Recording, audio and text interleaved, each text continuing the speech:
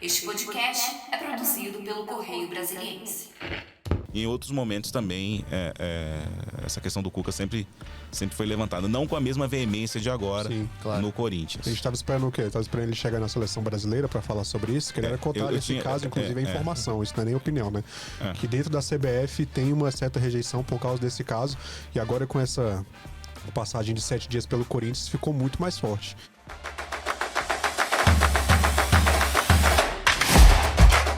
Olá, tudo bem? Seja bem-vindo a mais um episódio, o 4º do Correio no Brasileirão 2023. Gravado nesta sexta-feira, 28 de abril, para debater a terceira rodada do Campeonato Brasileiro. É o episódio 4, tratando da rodada 3 do Campeonato Brasileiro, que começa neste sábado. Eu estou aqui ao lado dos meus colegas Paulo Martins, da Editoria de Esportes do Correio Brasiliense, Gabriel Botelho, hoje substituindo Vitor Parrini, e Danilo Queiroz. Nós debateremos juntos aqui o que vai rolar nesse fim de semana. Ninguém tem bola de cristal aqui, mas a gente vai tentar fazer uma projeção, principalmente para você aí que tá nessa mania, nesse vício de apostar, para você saber mais ou menos em quem depositar as suas fichas, ou melhor, o seu dinheiro, né? Antes era marcar um bet. Antes era ficha, né? Agora é dinheiro mesmo, é grana, é money. E é money de cartão, né? Não é mais, não é nem grana de papel. De Pix, código QR, aquela coisa toda. Mas eu tenho até uma curiosidade, né? Os caras hoje apostam muito online, né? Sim. Como é que é na loteria esportiva, né? A velha loteria esportiva, que você marcava lá no papelzinho, no volante e tal, essa coisa toda. Mas vamos lá, a gente vai começar. O Gabriel nem sabe o que é Não, eu sei, eu só nunca apostei, não. Estão rindo aqui porque o Gabriel estão rindo aqui, é o nosso caçulinha aqui à mesa. E é nascido nos anos 2000, aí por aí você você é mais novo vê. que eu acho, não? Não sei, eu sou 02. Você é 02? Eu também. Sou janeiro, então... 02. eu sou de outubro, então sigo mais novo. Tem jeito. Bom, eu não vou falar nada não, e Danilo também não, é melhor a gente ficar quieto aqui. Bom, como diria a música lá do Raul Seixas, eu nasci há 10 mil anos atrás, então é melhor ficar quieto. Mas a gente vai falar um pouquinho agora sobre um tema que foi um tema sério, né, que pautou a semana, não somente no Corinthians, mas no futebol brasileiro e até internacional, porque houve repercussão também no futebol internacional, que é a saída do Cuca. Há uma semana a gente estava aqui, Danilo, Paulo e Gabriel, a gente estava aqui debatendo justamente a chegada do Cuca, né? O Cuca era anunciado como o novo treinador do Corinthians, e aqui no podcast, na edição número 2 do podcast, a gente falava justamente sobre a tensão que seria causada com a chegada do Cuca ao Corinthians, e realmente foi uma avalanche, assim, foi como esperado. A gente chegou a citar aqui o caso de condenação por violência sexual do Cuca em 1987, assim que ele foi anunciado como técnico. A gente 89, falou sobre... não? O caso é de 87, o escândalo de Berna, e ele foi condenado em 1989.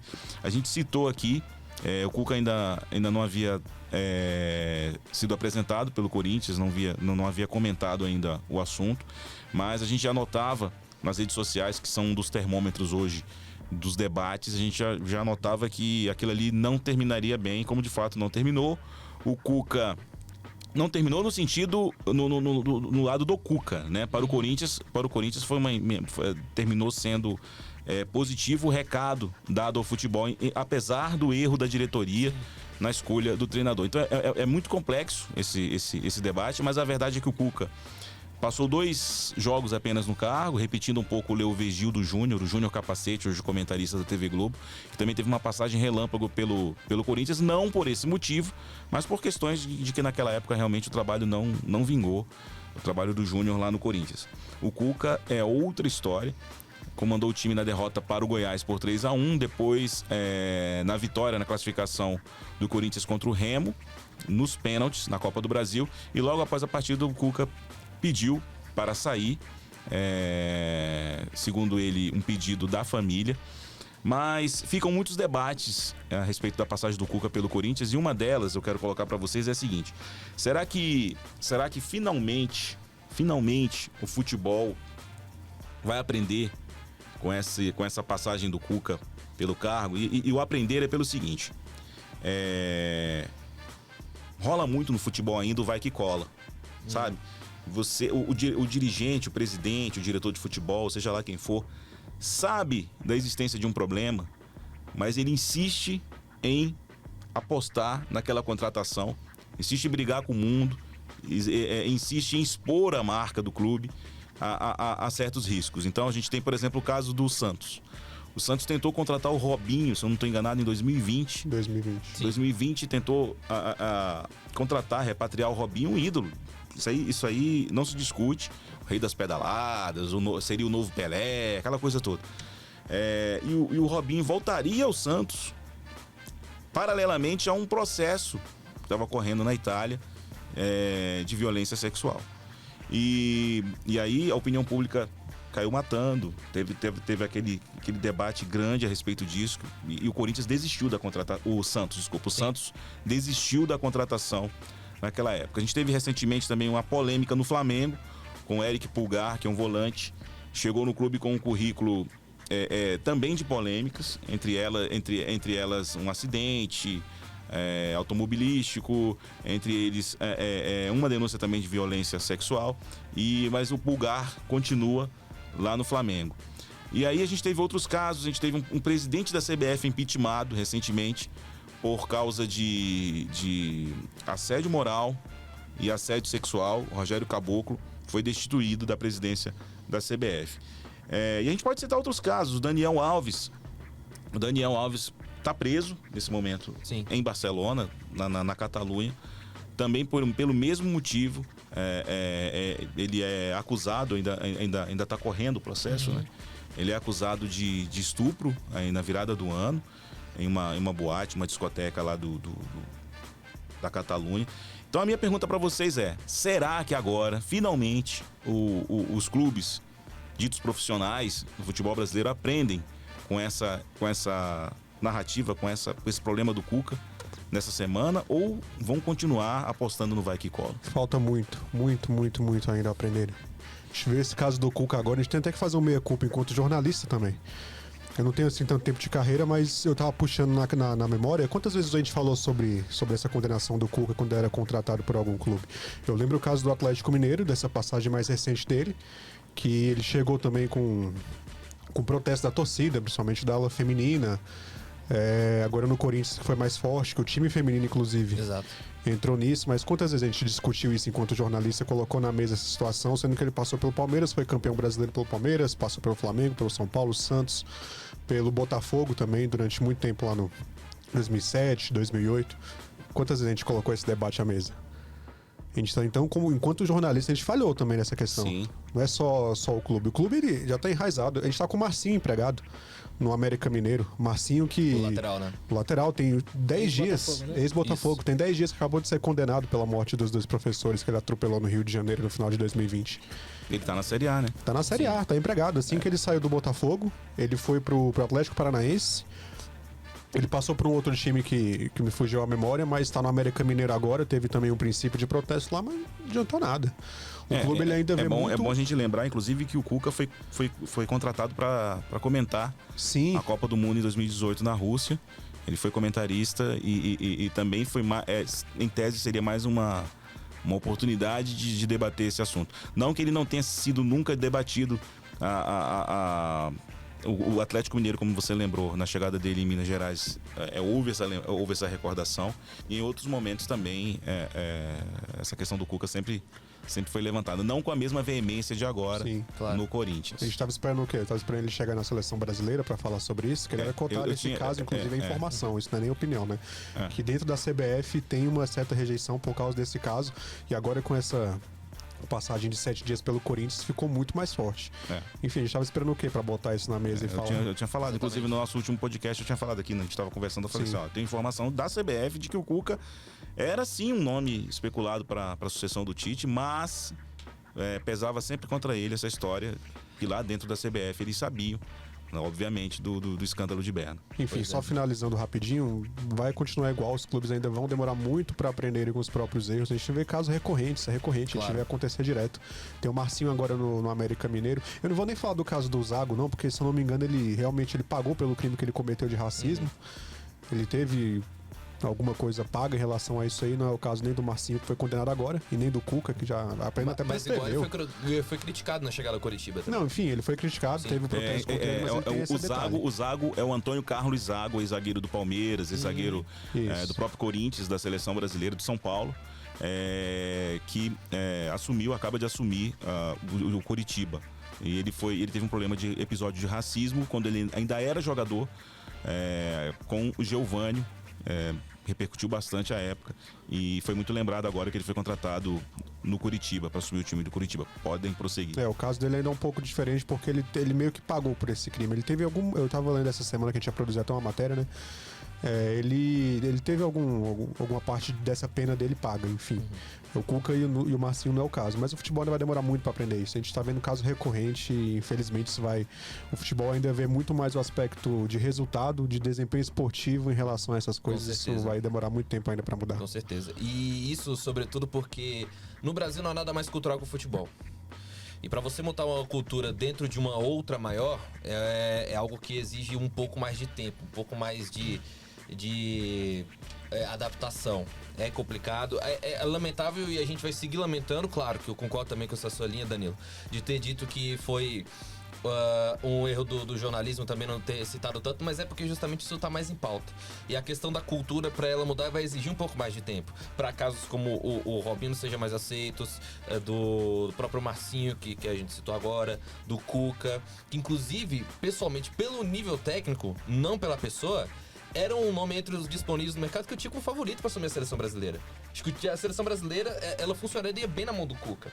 Só que justamente todo esse caso pegaria uma dimensão nacional que talvez seria trazer à mesa. Aí eu volto para a questão cultural do Corinthians, que não é um time que costuma aturar qualquer coisa, em que a torcida bate muito em cima, que a torcida fica em cima.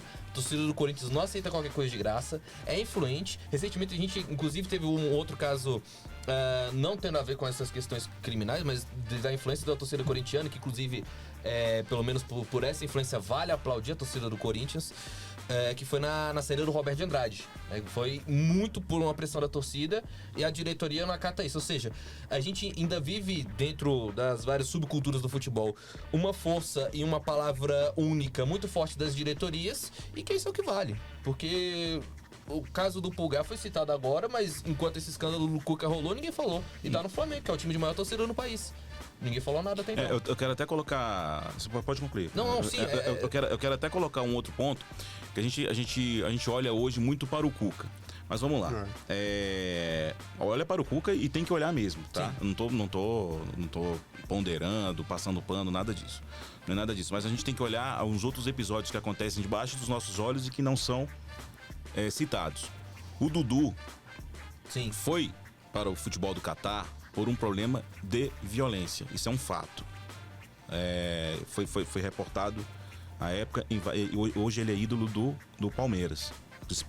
O principal jogador do Palmeiras. A torcida do Flamengo tem uma música que homenageia basicamente os 3 ídolos do Flamengo: o Zico, o Adriano e o Gabigol. E muita gente esquece. Eu sou fãzaço do Zico, claro, obviamente. Sou fã do jogador Adriano Imperador e do Gabigol também. Mas pouca gente lembra que na campanha de 2009/2010 do Flamengo, ali com o Adriano teve um episódio que ele amarrou a namorada dele, teria amarrado uma namorada dele. Num dos episódios lá de dificuldade de relacionamento do Adriano. E aí a gente tem vários outros casos de jogadores nesse campo da violência, da violência à mulher. Vários outros casos de jogadores que às vezes são esquecidos. E pior de tudo, casos que são ressaltados. Por exemplo, o goleiro Bruno teve todo aquele episódio, inclusive depois desse mesmo título do Flamengo no Brasileiro de 2009. depois que ele volta a jogar em outros lugares, a gente canta, ô, Bruno Matador, não sei o quê. Ou seja, é uma exaltação da violência completamente desnecessária e que não agrega em nada um debate que precisa ser levado para toda a sociedade. Ou seja, algo que não contribui absolutamente nada. Gabriel Botelho, eu queria te fazer uma pergunta. Foi até um debate, eu conversei muito com o Danilo essa semana, a gente debatendo algumas pautas, e eu escrevi no meu blog também a questão. Hoje se fala muito em profissionalismo, clubes profissionais, a era das SAFs, clube empresa, essa coisa toda. E, obviamente, se o clube funciona como uma empresa, ele deve ter um RH, ele deve ter um compliance, ele deve ter regras para a contratação de jogadores, contratação de colaboradores que respeitem os valores do clube. Mas, aparentemente, o Corinthians não deu bola para isso. O Corinthians comprou a briga.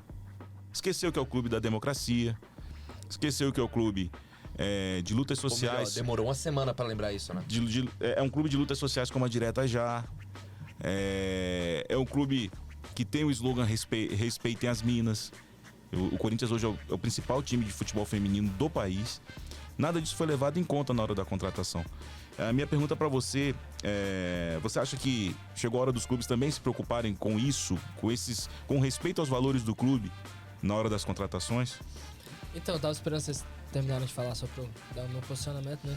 Eu queria bater nessa tecla que o Paulo falou, da questão cultural. Infelizmente, eu acho que uma bolha ainda não cabe dentro da outra, sabe? Infelizmente, a gente tem a questão da cultura do brasileiro, do molejo, de facilitar as coisas. Esse dia você tá falando na redação, essa semana mesmo, né? Sempre tem aquele jeitinho, sempre tem aquele, não, vai dar certo, vamos lá, vamos insistir e tal, sabe? E aí foi exatamente o que o Corinthians fez, infelizmente. Completamente lamentável, porque manchou todo o planejamento da temporada do time. Vai chegar agora, sábado, tem derby, não tem treinador. E, infelizmente, eles realmente insistiram com uma coisa que vai contra tudo que pregam. Por uma semana, exatamente, esqueceram aí toda a questão da identidade do clube, tudo que pregam.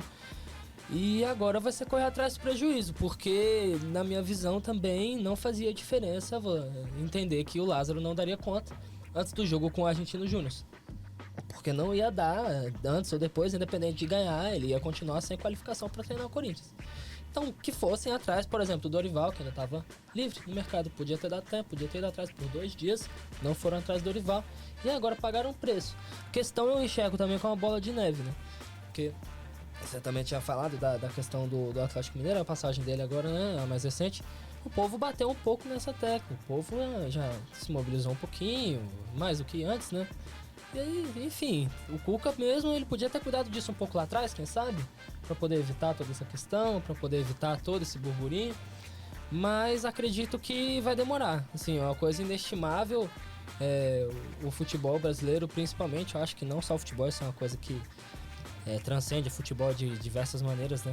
Eu acho que vai demorar, e vai demorar muito tempo para aprenderem a lição, porque por mais que tenha sido muito forte, né, pelo menos bem mais forte do que nos momentos anteriores, eu acho que vai continuar sem ter essa facilidade de enxergar que não é assim que as coisas funcionam. Não sei se vocês viram também, se eu não me engano é o ponta esquerda do Boca Juniors, o Sebastián Villa, colombiano. Me lembra desse caso. Sim, então, aconteceu o caso em 2022, ele estava sendo julgado esse ano. Se eu não me engano, foi semana passada. Foi. Né? E aí o julgamento aconteceria por 3 dias diferentes em sequência. Ele teria que se apresentar à corte para ser julgado. E o Boca Juniors estava com um calendário, né? E foi convocado normalmente para as partidas. Ele, enquanto estava, uma partida específica, enquanto estava sendo julgado, foi convocado para jogar. Saiu do tribunal, tirou o terno, pôs o uniforme e foi jogar. Uhum. Então, e era um jogo fora de casa pela Libertadores. Exatamente.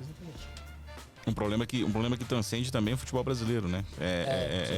A gente tá falando aí desse caso, a gente tá falando do futebol argentino. Uhum. Um tratamento. É realmente aquela discussão de que o futebol vive numa bolha, tudo pode no futebol, aqui tudo vale. E o futebol precisa entender urgentemente que não é mais assim. Não é uma coisa de entrelinhas, é uma coisa de estádio também, né? Porque a gente teve uma outra coisa chata que foi cortada recentemente, que são alguns gritos. Alguns gritos, por exemplo, de teor homofóbico, alguns gritos de teor racista. Todo ano a gente vê na Libertadores. Sim, isso, por exemplo, isso é um exemplo. Ou seja, isso tudo continua. Inclusive, nesse caso do Vija, a torcida do Boca, que também merece, pelo menos dentro do meu aspecto, um mérito por isso, influenciou, pressionou por mais esse aspecto na saída do técnico Hugo Ibarra, na vez que ele tinha saído antes de contratar o Jorge Almirón, que é o atual técnico do Boca. Nesse caso do Cuca, pra gente encerrar, eu vejo o seguinte, eu posso estar errado, mas não havia um desejo de impedir o Cuca de trabalhar, de seguir a carreira. Uma pena máxima, ou seja, eu acho que a expectativa era por um pedido de desculpa e por um engajamento do Cuca contra esse erro que ele cometeu. E parece que o Cuca tem muita dificuldade, Danilo, para assumir, para pedir desculpa e até mesmo para se engajar nessa questão. Eu não sei se te parece, essa impressão que te parece é isso. Ou então ele é muito convicto da inocência dele e até ele falou que vai provar a inocência dele, reabrindo o processo. Processo de 30 anos, cara. Tem 40 anos. 40 anos. Uhum. Processo de 40 anos. Ele falou até na coletiva dele que ele foi condenado à revelia. Não foi, pô. Foi condenado pela internet também. Porque não, mas a questão mesmo do caso, que ele foi condenado à revelia, que ele não teve chance de se defender. Tá vindo informação agora, tá chegando que os advogados do Grêmio à época defenderam ele na Suíça, que ele passou até alguns dias lá, né? Ele e outros... o Henrique, o zagueiro Henrique. 3 jogadores na época do Grêmio ficaram presos um mês lá. E não é nem questão de pedir desculpa. Eu acho que o que pega em cima do Cuca é que ele foi condenado e ele não cumpriu a pena. Ele cometeu um crime, ele é condenado, então a gente pode tratar ele como cumpriu, apesar de se ele conseguir provar um dia. Mas enfim, ele é condenado hoje. É importante isso que o Danilo tá falando. Muita gente diz que o Cuca está sendo acusado. Ele não está sendo acusado, ele foi condenado em 1989. Ele foi condenado em 89 já, nunca mais voltou na Suíça. Óbvio, o Brasil também não extradita, ele não cumpriu a pena aqui, enfim. Eu acho que não é nem questão de pedido de desculpa, é muito além disso. É questão de que ele cometeu um crime gravíssimo e não pagou por isso. E deixou os anos passarem sem que fosse resolvido. Ele nunca falou disso, a gente tá vendo ele falar agora. Quando ele voltou à tona. Ele foi falar disso agora, ele falou disso mais agora. A gente não tinha tanta informação do Cuca antes. Tinha tido uma entrevista que eu vi na semana, acho que foi pra Marília Ruiz, que ele deu essa entrevista em 2018, que ele falou brevemente, mas ele nunca tinha abordado tanto igual ele abordou na coletiva de apresentação dele. Então, assim, acho que não é nem questão de pedir desculpa, não. É uma coisa mais séria que isso. Questão de que ele foi condenado por um crime, nunca pagou. E assim, a gente não sabe mais como é que vai ser o espaço dele no futebol depois disso, né? Por exemplo, vamos citar o goleiro Jean do São Paulo. Tá lá no Paraguai, né? Outro caso. Se exilou no Paraguai, tá jogando outro lá. caso também. É outro caso. Tá vários, exilado. né? É muito caso. Se a gente for falar um por um aqui, a gente vai passar bem mais de uma hora falando disso. O Gabriel falou sobre planejamento e aí a gente entra no campo esportivo. O Corinthians, em um ano, teve 5 treinadores diferentes. E agora tá em apuros a caça de um treinador na véspera de um clássico contra o Palmeiras, que não é um campeonato brasileiro, é um campeonato muito maior. Pro corintiano e pro palmeirense, um derby válido pelo Campeonato Brasileiro. E o Tite disse não. Eles tinham uma expectativa muito grande de contratar o Tite, fizeram proposta, foram ao extremo para tentar contratar o Tite. Mobilização nas redes, né, da galera pedindo. Exatamente. O Tite está para o Corinthians mais ou menos como o Jorge Jesus está para o Flamengo. E eu até tuitei isso hoje, dizendo que o Corinthians agiu mais ou menos como fez o Flamengo. Ficou sem técnico, eu tenho que ir, é uma obrigação eu consultar o Jorge Jesus. Tentou o Jorge Jesus, deu essa sensação, não deu, pronto, pá, Jorge Sampaoli. O Corinthians fez a mesma coisa, consultou o Tite não quero. Eu acho até que o Corinthians fez certo de procurar o Tite e o Tite fez certo de dizer não. Porque, embora o Tite tenha passado 6 anos e meio na seleção e não tenha atingido o objetivo máximo, que era o hexacampeonato, o Tite, para mim, fez um bom trabalho na seleção brasileira, falhou em momentos que não deveria, que é justamente contra a Bélgica e contra a Croácia. Falhou na montagem do time, nas substituições, em alguns pontos que não vem ao caso agora, porque a gente não está discutindo Copa do Mundo. Mas eu acho que o Tite realmente precisa tentar dar um passo adiante, quem sabe em outra seleção, quem sabe no exterior. Mas a grande pergunta é agora, o Tite disse não, quem vocês acham que poderia assumir essa batata quente agora no Corinthians? Sim. Vê que é difícil a pergunta. Volta VP. O povo tá falando muito do... O povo tá falando muito do Rogério Ceni, né? Eu vi uma entrevista do Lugano falando que algumas coisas precisam ser Eu achei um absurdo o que o Lugano falou. Ontem eu quase surtei na redação que ele foi isso. Que algumas coisas precisam ser respeitadas, que existem muros, né? Que existem limites. Imagina o Riquelme jogando no River. Mas o mais grave é que ele falou bem assim, que o futebol vai acabar. O futebol acabou se o Rogério Ceni for para o Corinthians. Meu Deus do céu. Enfim. Realmente. Tem gente que leva nessa toada mesmo. Ontem eu coloquei uma notícia lá no site do Correio Brasiliense de uma lista de 13 técnicos livres disponíveis no mercado que poderiam assumir o Corinthians. O Rogério Ceni eu não coloquei justamente por causa disso. Não falando, concordando com o Lugano, que o futebol acaba se o Rogério for treinar o Corinthians, mas eu acho que o Corinthians já tá com coisa demais em cima pra trazer o Rogério. Seria uma pressão, claro, não é a mesma coisa você jogar no rival do que você fazer o que o Cuca fez. Com certeza não. Mas eu acho que se o Corinthians seguir mesmo nessa mesma linha que o Flamengo fez, buscou o Jorge Jesus, não foi no São Paulo, que cá entre nós são técnicos de uma mesma prateleira, eu acho que vale o Corinthians ir atrás do Marcelo Gallardo. Porque pagaria um preço alto no Tite, semelhante ao do Gallardo. São técnicos de prateleiras diferentes, tudo bem. O Tite não chegou ao desempenho máximo que conseguiu na seleção brasileira, e o Gallardo se mostrou um técnico pronto pra jogar e ganhar aquilo que o Corinthians quer, que é Libertadores. O Corinthians quer uma Libertadores de novo. A questão seria ele aceitar, né? Porque... Exatamente. Mas aí tem outros nomes ainda interessantes. Acho que, pelo menos no perfil que o Duílio tá querendo, algo um pouco mais experiente, eu acho que o Gallardo cairia como uma luva nesse time do Corinthians. Danilo.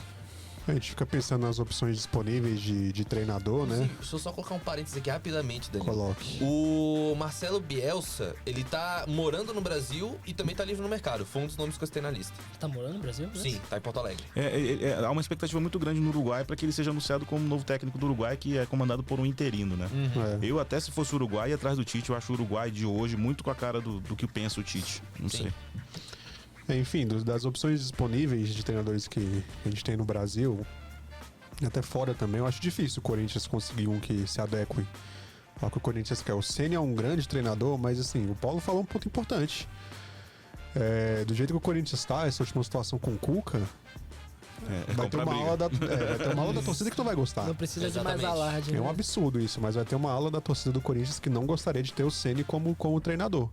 Eles vão ter que tentar partir para um técnico empregado. Saiu uma notícia mais cedo do Vojvoda, né? Do Fortaleza, mas eu acho que ele não aceitaria. O Corinthians já tentou. Eu acho que ele não largaria o Fortaleza. O Corinthians já tentou, o São Paulo já tentou, o Santos já tentou o Vojvoda. Foi ventilado do Flamengo também. Eu acho que ele não sairia, não. Mas enfim, o Corinthians, se quiser ter um treinador de um gabarito maior, por exemplo, o Flamengo, quando tava sem o...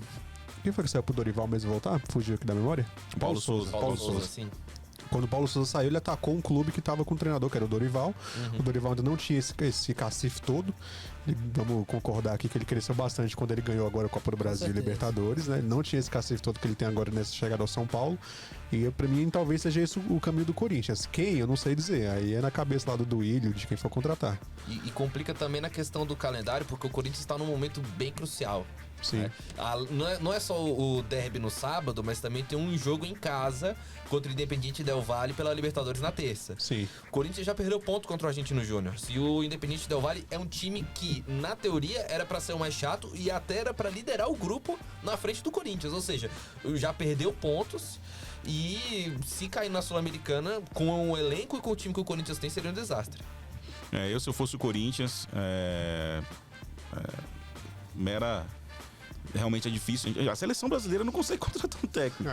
Sim. Pra aí você vê a dificuldade, né? Não consegue contratar um técnico brasileiro. Mas eu não sei, eu acho que talvez o Pô fechou, o Vanderlei Luxemburgo, talvez nesse momento. A diretoria não quer me contratar. Mas aí que entra a informação, o Vanderlei Luxemburgo esteve em Brasília nessa semana. Eu fiquei sabendo que ele passou aqui 2 dias em Brasília, hospedado em um hotel, resolvendo problemas particulares, e realmente ele não foi procurado pelo Corinthians.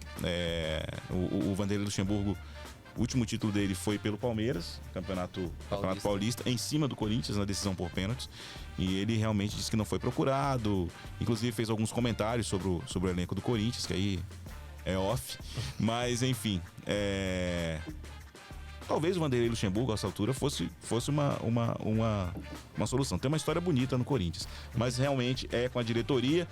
E eu quero falar com vocês agora, mudando de assunto, sobre a rodada do Campeonato Brasileiro, que começa nesse sábado, E a gente vai focar em 2 jogos, mas a rodada começa com Coritiba e São Paulo, nesse sábado. Bom jogo. Bom. O Dorival Júnior, tentativa de vencer a segunda, né? Consecutiva à frente do São Paulo. Coritiba sob muita pressão lá na zona de abaixamento também. Pra mim, o jogo mais curioso, e é o jogo que eu quero assistir, é Fortaleza e Fluminense. Com certeza. Voivoda contra Diniz vai ser um jogo, promete ser um jogo muito legal. Eu acho que esse é um jogo que realmente merece parar e ser analisado ali, quem gosta de futebol. E a gente vai ter Corinthians e Palmeiras e Corinthians no Allianz Parque. A gente vai parar para falar sobre esse jogo. Tem Santos e América Mineiro, também no sábado.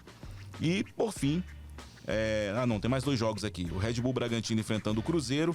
E a rodada de sábado termina à noite, 21 horas, com Atlético Mineiro e Atlético Paranaense, que já são velhos conhecidos ali do grupo da Libertadores. O Atlético Paranaense venceu o primeiro jogo. No domingo, a gente vai ter Flamengo e Botafogo, que é outro jogo que a gente vai analisar aqui. Internacional e Goiás. O Mano Menezes também é o outro nome citado lá pelas bandas do Corinthians. Há quem diga até que ele já recebeu o telefonema, sondagem, mas teria dito não. Acho que a diretoria do Inter ia ser complicada. Cuiabá e Grêmio. E a rodada também termina com Vasco e Bahia na segunda-feira. Mas eu quero focar em 2 jogos. Corinthians sem técnico contra o Palmeiras. O Palmeiras na era Abel Ferreira enfrentou o Corinthians com Wagner Mancini, Silvinho, Fernando Lázaro. Não deu tempo de enfrentar com o Cuca, né? Sim, não. E com Vitor Pereira. Cara, na era Abel Ferreira, que começa em 2020, vale lembrar, em novembro de 2020, se eu não tô enganado, é isso, né? Na verdade, começou ali em outubro. Outubro, novembro de 2020. Sim. Nesse período, o Abel Ferreira enfrentou 4 treinadores diferentes do Corinthians. E amanhã neste sábado, vai enfrentar um técnico interino, que deve ser o Danilo ou o Fernando Lázaro. Eu não, tá? Vou continuar aqui. Terça-feira eu tô ligado. E aí? E Danilo, né? Uma rodada, quem ganha? Corinthians e Palmeiras. Tem sempre aquela tese, cara, é clássico e vice-versa. E vice-versa é maravilhoso. Quando um time tá mal, geralmente ganha o clássico. O que vocês acham disso? E aí, quem vai começar de novo? Pode falar aí. Cara, o Palmeiras tem a volta importante do Rony como titular, jogou contra a equipe do Tombense. É provável que o Veiga esteja à disposição, a gente ainda não sabe se para ser titular, me parece que não, porque ele não teve rodagem contra o time do Tombense pela Copa do Brasil nessa semana. É um Corinthians que vive o pior momento na temporada. E o Palmeiras que não vive o melhor de seus momentos. Isso talvez seja um ponto de esperança pro Corinthians. Que o Palmeiras não tá jogando um primor do futebol, muito por conta das lesões e um pouco da rodagem do calendário. O Palmeiras, ambos os times, vale lembrar, tem calendário na Libertadores no meio da semana. Uma vez o Corinthians teve o jogo contra o Boca Juniors e teve um clássico no sábado e poupou jogadores. Não sei se vai ser a opção da comissão técnica, até porque, cá entre nós, a torcida do Corinthians não espera ganhar o clássico. Quer que ganhe, mas a torcida do Corinthians não espera ganhar o clássico contra o Palmeiras. Por outro lado, a torcida do Palmeiras espera ganhar o clássico contra o Corinthians. É uma situação que a gente vê em raras vezes no futebol brasileiro, que é a coisa que a gente viu em 2012, quando o Corinthians era campeão do mundo e o Palmeiras estava caindo para a Série B. Eram 2 cenários completamente distintos. E hoje, por uma crise que passa o Corinthians e por um Palmeiras que no momento da temporada consegue se segurar ali, não vou dizer leve turbulência, mas também não é céu de brigadeiro. Acho que fica uma situação fácil pro Palmeiras. Recentemente, em aspectos mais fáceis, em momentos mais fáceis do Corinthians, o Palmeiras chegou a fazer 3-0, chegou a fazer 4-0, chegou a ganhar por mais de um gol na Neoquímica Arena, na época ainda era o Itaquerão, chamado Itaquerão. Mas assim, ainda mais pro jogo ser no Allianz Parque, com o público, acho que o Palmeiras tem chance de fazer uma boa vitória. Danilo, Gabriel, o Palmeiras tem retornos importantes, né? O caso do Rony, por exemplo, o Rafael Veiga já vai ficar no banco de reservas. Isso também faz toda a diferença pro torcedor do Corinthians, né? Olhar pra lá e falar assim, pô, os caras vão voltar com o Rony, vão voltar com o Rafael Veiga. Fora que o Palmeiras roda time, mas continua numa pegada, né? Contra o Vasco, inclusive, a gente viu. Tava lá Breno Lopes no ataque, né? Rafael Navarro Lopes e depois aqui, mas era o Navarro. Flaco Lopes entrou. Enfim, o time do Palmeiras ele é muito eficiente, muito eficiente. Fora que conseguem somar pontos sem jogar bem, né? Isso tá fazendo a diferença contra o Corinthians. E pra mim, crise pouco é bobagem. Então o Palmeiras vai ganhar do Corinthians. Agora Gabriel, o Corinthians só ganhou um jogo Na era Abel Ferreira, o Corinthians só ganhou um jogo, que foi sob o comando do Silvinho, né? Dos 3 gols do Roger Guedes, não é isso? Não, foi 2x1, 2 gols do... 2 gols, isso. Isso, 2x1. Teve um foi anulado, né?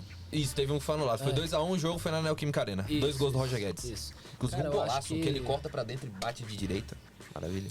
Assim, tem quem diga que veste a camisa, né? Jogar com os de verde, mas eu acho que não vai ser o suficiente, não. Porque... Eu gostei de jogar com os de verde. Não sei porquê. Com os Não de tem nome, verde... não tem nome o time. Não, tem então, nome. não. Quis dizer com os de verde, não só o Palmeiras. Entendi. Sabe? Goiás. Há quem diga que o Roger Goiás, Guedes 3 a 1 contra pro times Goiás, da né? cor verde costuma render bem. Entendi. Enfim, canto de torcida, né? Mas pra mim poupa tempo, porque independente do Palmeiras estar passando por um período de turbulência, de não estar num momento tão radiante quanto esteve aí nos últimos meses, né? Principalmente no ano passado, esse ano que eu digo, né? O Corinthians está passando por um momento completamente turbulento também, completamente negativo, né? O extracampo, por conta da situação do Cuca, e por mais que tenha classificado contra o Remo, eu acho que não sai feliz. Sofreu lá em Belém, chegou em São Paulo, sofreu até os acréscimos para poder empatar o jogo e levar para os pênaltis. Tudo bem que os pênaltis não foram sofridos, né? Não foram... enfim. Mas chega ali num momento completamente conturbado, completamente nervoso. E pra mim é pouco tempo. Sinceramente, acho que o Palmeiras vem pra ganhar. A gente vira a página do Derby Paulista, mas eu quero fazer uma ponte entre esses dois clássicos para lembrar o seguinte: o Botafogo, adversário do Flamengo no domingo, há muito tempo é inferior ao time do Flamengo. Há muito tempo. Mas, mesmo na era Jorge Jesus, quando o Flamengo dava espetáculo, o Botafogo dificultou as partidas para o Flamengo.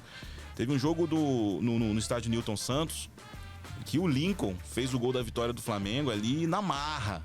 O Flamengo sai vitorioso de dentro do...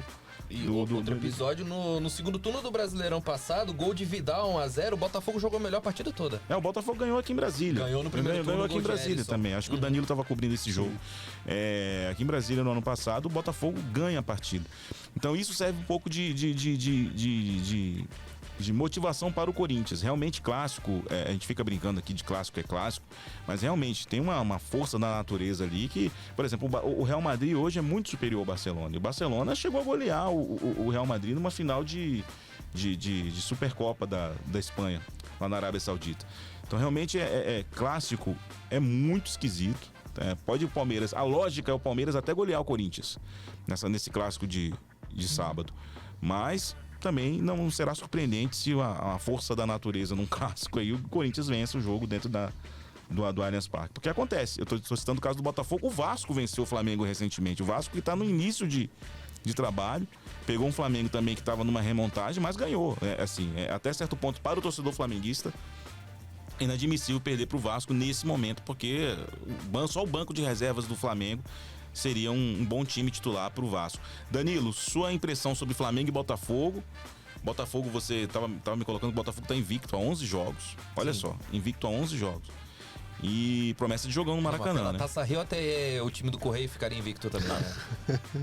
Não, mas enfim, 11 jogos. Quem é o time que tá no Brasil da Série A mais sempre invicto?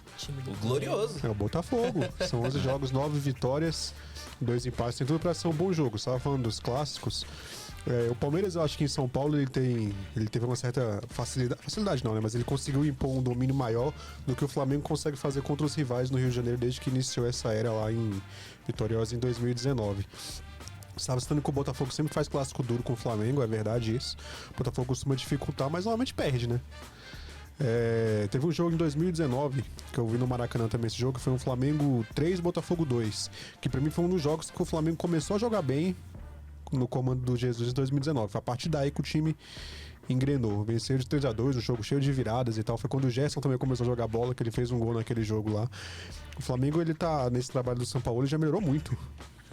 Acho que no primeiro episódio aqui do podcast, que a gente tava debatendo o guia que a gente fez no Correio, a gente tava falando, né, que o Flamengo tava chegando mal das pernas e tal. Sim. Hoje já é outro cenário, já é outra coisa. Com base, assim, pegou 2 times fracos, o Maracanã que venceu, né, de goleada, o Inhumblense e o Maringá. 8-2 agora no meio de semana. Se tivesse no Campeonato Brasileiro, jogaria a mesma divisão do Maringá, por sinal, né? Mais ou menos. Esse reforçou um pouquinho, mas... Esse reforçou um pouquinho. Mas enfim, são dois times teoricamente mais fracos. Mas contra o Inter, que é um time mais difícil, jogou fora de casa, o Flamengo fez um bom jogo.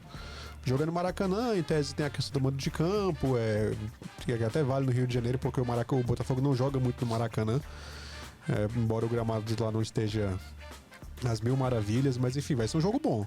O Botafogo ainda não é o time que o torcedor quer, vale a gente ressaltar isso. Tá invicto, tem 11 jogos, ganhou 9, tá lá dividindo a liderança do Brasileirão com o Fluminense. Ok, mas não é aquele time que joga um futebol primoroso, também não pegou adversários tão fortes nessa caminhada dos 11 jogos, nem o Paulo falou, Taça Rio, estreou no Brasileiro contra o São Paulo, né? Ganhou em casa, pegou o Bahia fora agora também, que é um dos times que vão brigar embaixo. Sul-Americana, ganhou lá do Universidade César Vallejo. Fala de novo, é muito lindo você falando espanhol. Universidade César Vallejo, o time do Louco Abreu. Enfim, inclusive o filho do Louco Abreu tá indo agora pro Botafogo.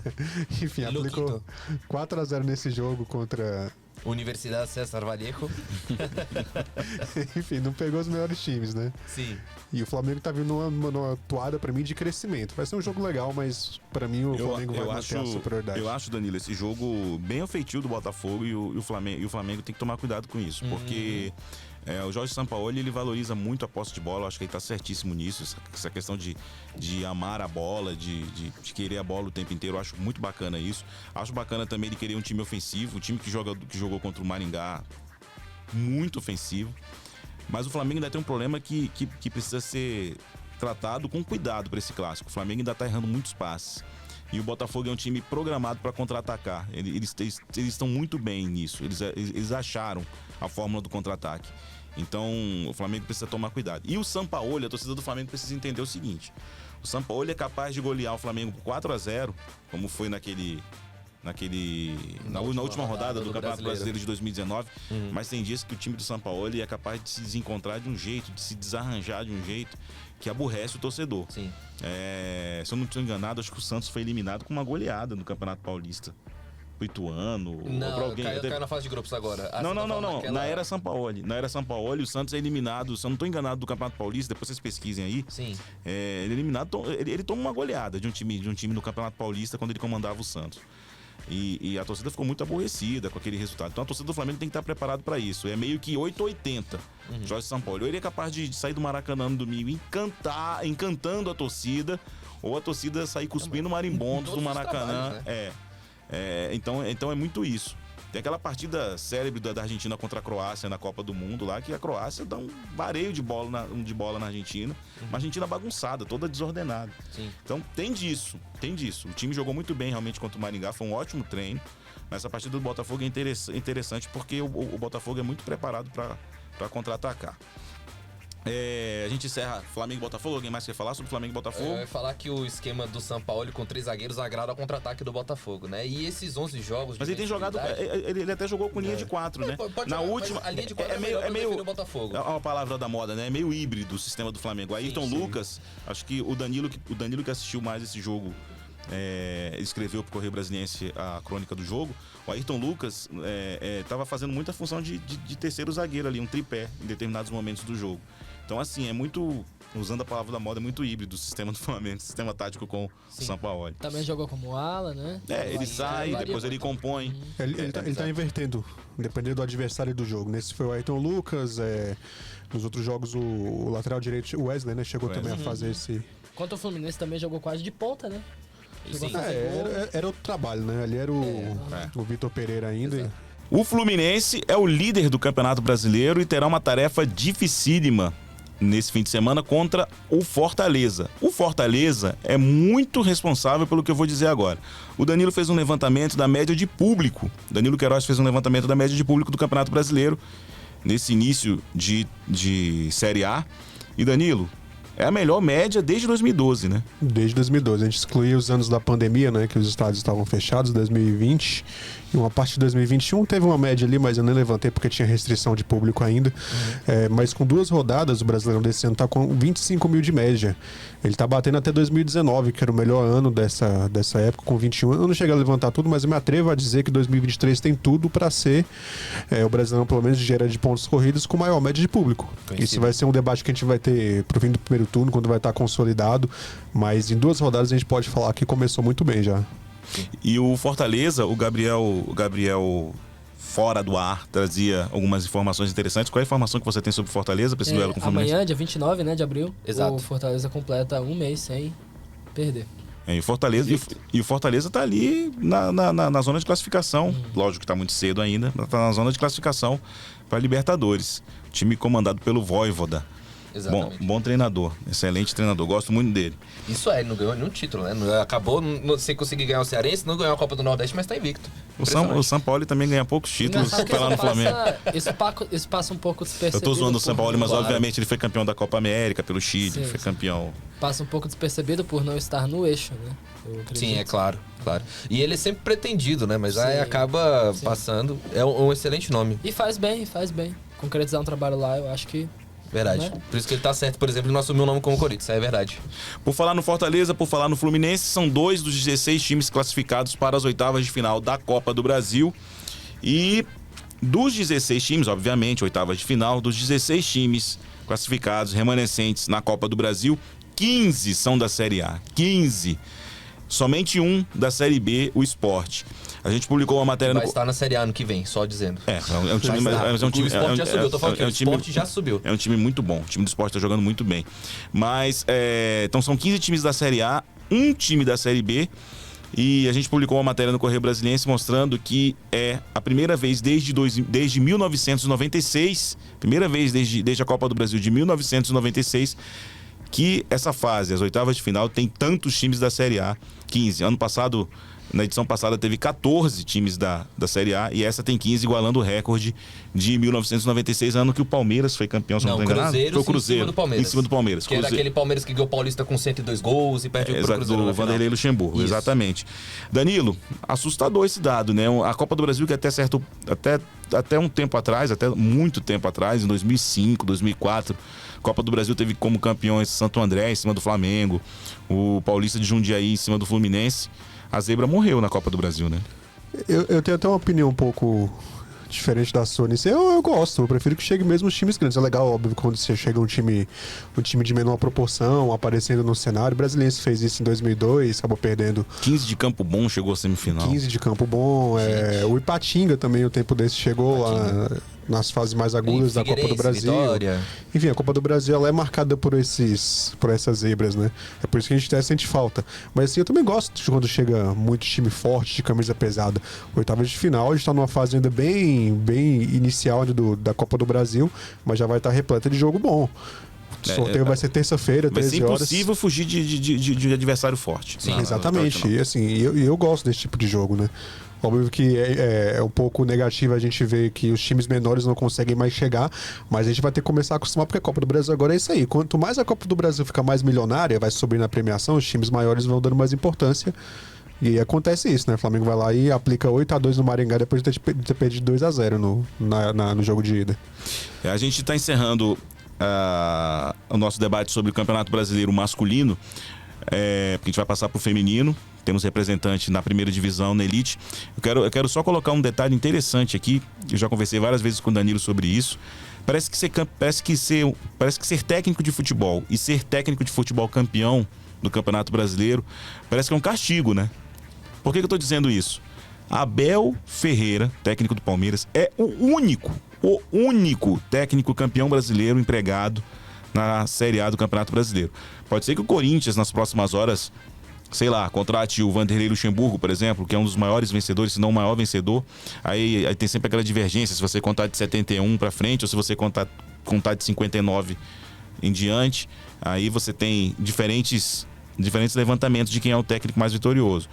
Mas pode ser que o Luxemburgo entre, como o Cuca saiu agora também do Corinthians, aí eram 2, mas é assustador. né, o tratamento que é dado aos técnicos campeões brasileiros. E aí você está falando do Fábio Carille, que foi campeão recentemente, e outros treinadores. O Luiz Felipe Scolari se aposentou, agora está em outra função. Mas você tem vários treinadores aí que poderiam estar empregados na primeira divisão e não estão. Qual a opinião de vocês sobre isso? Isso aí mostra realmente um lado um pouco duplo dessas realidades, porque a gente, ao passo em que, por exemplo, uma visão que eu tenho repetido aqui nos últimos episódios, tem muito técnico da velha guarda voltando aos ofícios. Vamos colocar aqui o Dorival, né, voltando no São Paulo agora, né, porque estava no Flamengo. Outros nomes, o próprio Cuca, que teve a passagem curta, mas o Mano Menezes também, com um trabalho consolidado no Internacional. Ou seja, técnicos que às vezes não foram campeões brasileiros. Ou seja, o Dorival só tinha uma Copa do Brasil como título nacional, além de uma Série B, até chegar ao Flamengo e ser campeão de novo da Copa do Brasil e da Libertadores. É um espaço diferente. Também a gente teve a febre portuguesa recentemente, tivemos a La Fiebre Argentina com alguns outros nomes, o Cudê tá agora, o Sampaoli também está. Então sempre tem essa rotatividade interessante. A gente tem que ver até onde isso dura e qual que vai ser a durabilidade, por exemplo, de um nome da nova geração como o Fernando Diniz. A gente não sabe se é um nome que fica, e acho que a rotatividade do futebol, sobretudo no mercado, ela permite muito pouco esse espaço de um técnico como o Tite, por exemplo, de não voltar ao Corinthians, que era uma opção dele preferir a Europa. Ou seja, se o cara é técnico do Campeonato Brasileiro, que é de um cacife, de uma prateleira grande nos campeonatos do mundo, ele tá pronto para ir a espaços maiores. Danilo Queiroz, Gabriel, tem Real Brasília nesse fim de semana, Campeonato Brasileiro Feminino. Real Brasília com uma partida dificílima, Danilo, contra o Flamengo, lá no Rio de Janeiro. Isso, abertura da rodada amanhã, 11 horas. Real Brasília acabou de sair da zona de rebaixamento, né? Tá precisando pontuar. O Flamengo que vem numa batida muito boa, tá dividindo a liderança com a Ferroviária, né? Os dois estão, acho que com 21 pontos. Isso. 21 pontos lá na ponta da classificação. Real Brasília, jogo complicado amanhã, 11 horas, lá no saudoso Estádio da Gávea. Gabriel Botelho, você acha que o Real Brasília dá tempo ainda de subir, de escalar a tabela e terminar ali na zona de classificação para as quartas de final? Olha, não faz tanto tempo que o campeonato começou, né? O Campeonato Brasileiro. Então, eu acho que dá tempo, mas tem que ver o que o Real Brasília vai aguentar fazer, né? Porque acaba sendo... enfrentando situações negativas contra times poderosíssimos. Vai jogar amanhã na Gávea com um time extremamente superior. O Flamengo é vice-líder, né? Vice-líder empatado com a Ferroviária. A diferença é de 5 gols no saldo a favor da Ferroviária. Então, tem que lidar com um esquadrão que é um pouco inferior. Enfim, chega aqui pra jogar no Defelê também, às vezes sofre. Jogou com o Santos, perdeu de 4-0. A ver, né? Mas a princípio não, acredito que não. Vai sofrer, vai fazer o que pode pra ver se passa pra mata-mata, mas... Eu quero terminar então o nosso podcast, nosso quarto podcast, com os nossos analistas sugerindo para você que está assistindo ou que está ouvindo o nosso podcast, qual é a partida que você não vai perder nesse fim de semana. Vou começar pelo Gabriel. Qual é o jogo que você... Esse jogo eu não vou perder. Olha, eu acho que Fortaleza e Fluminense para mim é o mais interessante por conta do embate entre os técnicos, que são aí top 4, top 3 fácil do país hoje. Então acho que é o mais interessante do que os clássicos, na minha visão. Paulo. Derby days are derby days. Ou seja, acho que o derby, apesar das circunstâncias de todo mundo achar, o Palmeiras já ganhou, isso não existe. Em derby não existe, é sempre um clássico, né? E se alguém diz que não, né? O senhor ou a senhora não sabe o que é um Palmeiras e Corinthians, né? Relembrando aquela grande frase do queridíssimo Lima Duarte, que inclusive não torce nem pra um nem pra outro. Impressionante, né? É São Paulino.